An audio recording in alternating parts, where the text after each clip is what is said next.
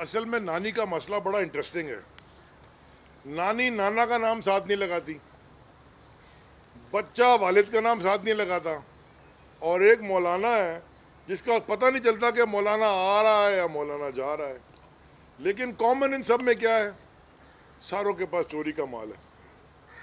और चोरी किसने की है? पाकिस्तान की अवाम का पैसा चुरा है। और बैठे क्या करने हैं यहाँ सारे? जो दो बच्चे हैं वो वालिदैन की चोरी बचा रहे हैं और मौलाना साहब अपनी चोरी बचा रहे हैं। तकरीरें फरमा रहे हैं बिलावल साहब, कई दिन से देख रहा हूँ तकरीरें फरमा रहे हैं। और कमाल की बात यह है कि लाहौर के मेट्रोज़ की जाके तारीफ़ें कर रहे हैं। वो कह रहे जी बड़ा ज़बरदस्त काम किया शहबाज शरीफ ने। आप 12 साल से 12.5 साल से यहाँ बैठे हैं और उससे सब मिला के 30-35 साल से आपकी हुकूमत हमारे सूबे में रही है। आपने 12.5 साल में बस तो चलाई नहीं। अगर इतने अच्छे थे तो आप बस ही चला देते कम से कम। उनको आपको लाहौर की मेट्रो बड़ी अच्छी लगती है। आपने क्या किया सूबा सिंध के लिए? पानी का मसला सूबे में, ट्रांसपोर्टेशन का मसला सूबे में, लॉ एंड ऑर्डर का मसला माशाल्लाह, हेल्थ के हस्पताल तबाह बर्बाद। 2 अस्पताल प्राइवेट सेक्टर से पार्टनरशिप में बना दी, उसी की तस्वीरें दिखाते रहते हैं। सरकार के स्कूल, सरकार के अस्पताल तबाह बर्बाद। सबसे ज़्यादा गुर्बत सिंध में, सबसे ज़्यादा अमीर सियासतदान सिंध के, जो यहाँ हुक्मरान सिंध के हैं वो सबसे अमीर लोग हैं। पाकिस्तान के अमीर लोगों में उनका शुमार होता है। कौम इस सूबे की बेचारी गंदा पानी पी पी के और बीमारियों से फंसी पड़ी है। हाँ, जीआईटी रिपोर्ट बनती है, वो जीआईटी रिपोर्टें या ओमनी ग्रुप की हो या उज़ैर बलोच की हो, वो डायरेक्ट जाके लिंक करती हैं आपके पास बिलावल हाउस से और फुप्पो के घर से। वो खुद कहते हैं कि जी हमने फुप्पो को पैसे पहुंचाए, बिलावल हाउस पहुंचाए, हमने रखवाया, उनको मरवाया। मैं ये पूछना चाहता हूँ कि ज़िंदगी में कभी बिलावल जरदारी साहब, मैं आपको वालिद का आपका नाम याद दिलाता रहूँ, जिंदगी में कभी एक दिन काम किया है आपने किसी दफ्तर में बैठ के? आपको कुछ पता है कि काम होता कैसे है? बाय द वे वो नानी के लिए भी यही है, उन्होंने भी कोई ज़िंदगी में काम नहीं किया। कोई ये किसी दफ्तर में नहीं बैठे, कोई एक दिन हका लाल की कमाई नहीं की, कोई जाके नौकरी नहीं की। चले जी मुल्क सुधारने। जिन्होंने मुल्क बिगाड़ा वो मुल्क सुधारने चले गए। वालिदा जो थी आपकी शहीद बेनज़ीर भुट्टो, मैं भी शहीद कहता हूँ, बड़ी बहादुर खातून थी। बहादुर इसलिए थी कि जब जो आज अक्टूबर का ब्लास्ट का दिन है, अगले दिन वही बीबी लियारी में अपने वर्कर्स के घर गई थी। यहाँ लोगों को फ़ोन आता है ना धमकी का, तो वो मुल्क छोड़ के चले जाते हैं। तो बहादुर खातून थी, इसमें कोई डाउट नहीं है। लेकिन 1999 में जब जनरल मुशर्रफ ने कू किया था, उन्होंने वेलकम किया था। ये उनके स्टेटमेंट है, आप सिर्फ गूगल कर लें, वो उन्होंने वेलकम किया था कू को। और आपके जो नाना थे वो भी बड़े अच्छे माशाल्लाह पॉलिटिशियन थे, भुट्टो साहब वर्ल्ड रिनोन पॉलिटिशियन थे। उन्हीं के नाम पे आज तक आप भुट्टो शहीद और बीबी शहीद के नाम पे तो आप पॉलिटिक्स कर रहे हो। भाई साहब उन्होंने सियासत शुरू की थी एक डिक्टेटर के वजीर बन के, और स्टेज आप उनसे शेयर कर रहे हो जिनको बिल्कुल ठीक कहा प्राइम मिनिस्टर साहब ने कि वो दूध की बोतल पिला पिला के तो बड़ा किया एक डिक्टेटर ने। स्टेज आप उनके साथ शेयर कर रहे हो और फिर उन्हीं के ऊपर आप इल्ज़ाम लगा रहे हो। असद भाई ने जितने आर्मी जनरल्स का नाम लिया, अगर कागज़ के ऊपर लिख लें आप और देखें, वो आधे से ज़्यादा नवाज शरीफ साहब ने खुद लगाए थे, वो खुद ही लड़ लिए उनसे। इसलिए कि वो जो करना चाहते थे करप्शन की, वो कोई इंसान पाकिस्तान का वो एक हद के बाद मानता ही नहीं है। वो पहले सोचता है कि चलो शक है, हो सकता है ना हो रहा हो, लेकिन जब वो जब ब्लेटेंट नज़र आने लग जाए, वो कोई खड़ा ही नहीं हो सकता उसके साथ। सवाल पूछो तो कहते हैं जी हमारे खिलाफ, जमहूरियत के खिलाफ साजिश है। जमहूरियत में अगर अकाउंटेबिलिटी नहीं हो तो जमहूरियत कैसी भैया? जमहूरियत है ही अकाउंटेबिलिटी। बिकॉज जब आप इलेक्शन में वोट देने जाते हैं तो अवाम आपको अकाउंटेबल ठहराती है और आपको वोट देती है या नहीं देती। आपने क्योंकि इतना तालीम तबाह की है कि आप डरा धमका के लोगों, जो अल्ताफ हुसैन ने कराची में किया, आसिफ अली जरदारी तुम वही सिंध में इंटीरियर करते हो, बाकी सिंध में तुम वही करते हो। प्रॉब्लम यह है फ़र्क ये है कि यहाँ पे वो उसके पास सहूलत मिर्ज़े थे, वहाँ तुम्हारे पास सिंध की SHO हैं और थानेदार हैं। सारे सिंध में कोई आवाज़ उठाए कभी उसकी उसकी सैलाब में उसी की ज़मीन डूब जाएगी, बकरी चोरी के इल्ज़ाम में वो बेचारा पकड़ा जाएगा, उसका कोई वर्कर, घर वालों को मार दोगे, वो अभी भी घूम रही है बेचारी। आपके लोगों ने मरवा दिया उसके वालिद को और चाचा को, वो पूरे पाकिस्तान में सुप्रीम कोर्ट में एक लड़की दादू की घूम रही है, उमर अबाब, वो केस उधर लगा हुआ है, सारी दुनिया को पता है किसने किया। सो ये जो फैशिस्ट डायनेस्टिक ये जो पॉलिटिक्स है ना, इसका वक्त ख़त्म हो गया है।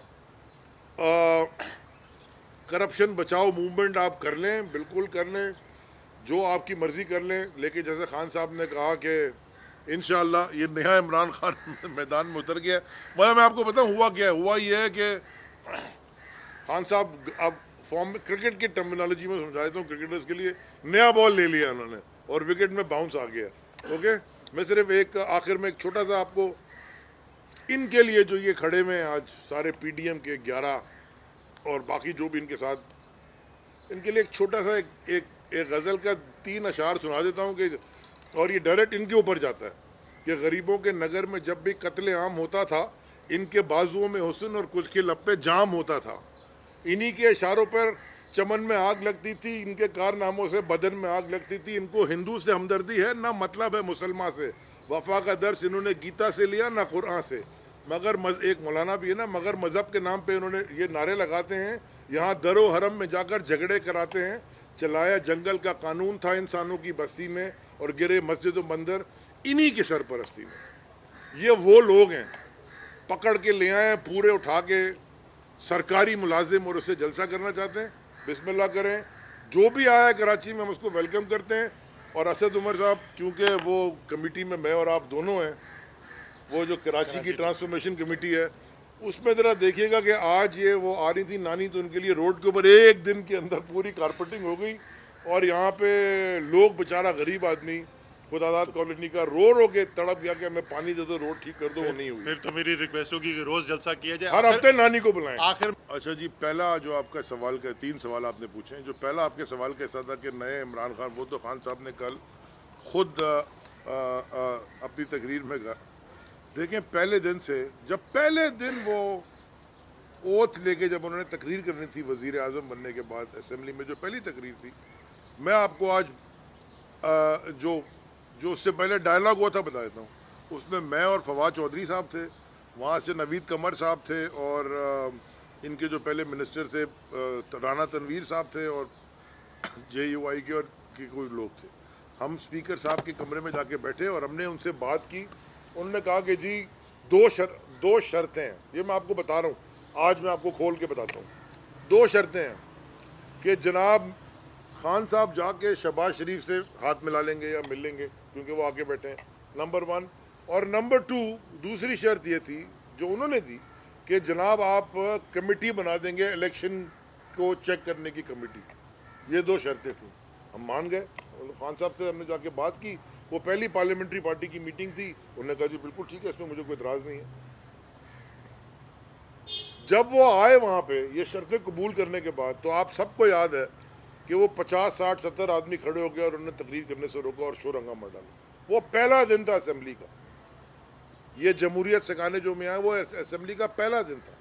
मैं उस वक्त गया, जो आगे इनकी सफ़ों में बैठते हैं, एक बड़े ऐसे करके बैठते हैं जिनका बाहर वीज़ा लगा हुआ था, बाहर जो दुबई के वीज़े पे वो यहाँ पे मिनिस्टर थे। उनसे मैंने कहा कि जो आप ये कर रहे हैं, आपको कुछ समझ नहीं आ रही कि आप क्या कर रहे हैं। ये वो शख्स है जो 1.5 लाख आदमी के आगे जाके इंडिया में जाके मैच खेलता था और वहाँ सारा प्रेशर लेता था, इसको क्या फ़र्क पड़ेगा। ये जो शख्स जिसके ऊपर आप नारेबाजी कर रहे हैं, 50-60 आदमी मिलके, आप और स्ट्रॉन्ग कर रहे हैं, ये और अपने खिलाफ कर रहे हैं। जमहूरियत चलानी है तरीके से करें। उन्होंने नहीं माना, तो फिर खान साहब उसके बाद भी, ये मुझे पता है कि असद उमर साहब और जितने भी लोग हैं, सारे जितने वो लोग थे जिनको स्टेज पास नहीं मिला, गुजरांवाला का, वो पार्लियामेंट आ गए थे ना, उनके पास स्टेज नीचे लेवल के जो वर्कर थे वो रह गए थे, वो आज शोर हंगामा कर रहे थे। सो देयरफॉर इनफ, हमने मुल्क चलाना है। महंगाई ये क्रिएट करते हैं, 12.5 लाख टन आटे के ऊपर ये बैठे, ज़ख़ीरा अंदोज़ी खुद हुकूमत कर रही थी, आटा भी आना शुरू हो गया है। चीनी भी आना शुरू हो गई है। जितने कॉन्ट्रैक्ट्स हैं हमें बिजली के पड़े हैं वो सारे इनके टाइम से, ये असद उमर साहब मुझे पता है उसमें बड़ी नेगोशिएशन और वो सारा कुछ जो भी होता रहा वो सारे इनके इनहेरिट किए हुए। मेरे पास पोर्ट में जितने कॉन्ट्रैक्ट हैं सारे इनके ज़माने के इनहेरिट किए हुए, बड़े लॉपसाइडेड हैं, हर चीज़ में गड़बड़ है। सो अगर मुल्क आके चढ़ाना है स्टेट को आवाम की खिदमत के लिए तो थोड़े सख्त इक़दाम हमको लेने पड़ेंगे। हमने 2 साल बड़ी कोशिश की, इनसे प्यार मोहब्बत की, मीटिंग्स की, मुझे कहा कि जी आप पीपल्स पार्टी के खिलाफ थोड़ी देर बोलना बंद हो जाए, मैं चुप होकर बैठ गया। अब मुझे 1-1.5 महीना हो गया चुप हो गए, कचरा अभी तक नहीं उठ रहा। आज बारिश हो जाएगी फिर आप गालियां दे रहे होंगे सारे हम सब मिलके, फिर क्यों नहीं उठा रहे भाई? जो कुछ चीज़ें एक्सेप्ट आपस में डिसाइड की थी वो भी नहीं कर रहे। दूसरी बात जो आपने आखिर में इनको दे दूं कि जो आपने बात की, बिल्कुल नवाज शरीफ को हम बाहर से लेके आएंगे और कानून अब हरकत में आएगा। और खान साहब ने कल कहा कि लॉजिस्टिकली भी और जो भी सपोर्ट आपको चाहिए अदारों को, नैब को, सुप्रीम कोर्ट को, अदलिया को, वो पूरी सपोर्ट हुकूमत देगी। But the law must come to the conclusion अब होना चाहिए। जी सर साहब फाइनली ये बताइएगा कि जो हमने कहा कि भाई इदारों को नाम इसकी वजह होती है, आपके सवाल ऐसे बिलावल जो है उनका स्टेटमेंट आया, उसको आप कैसे देखते हैं? और सेकेंडली चीज़ जाहिर है कि आपके पास बड़ी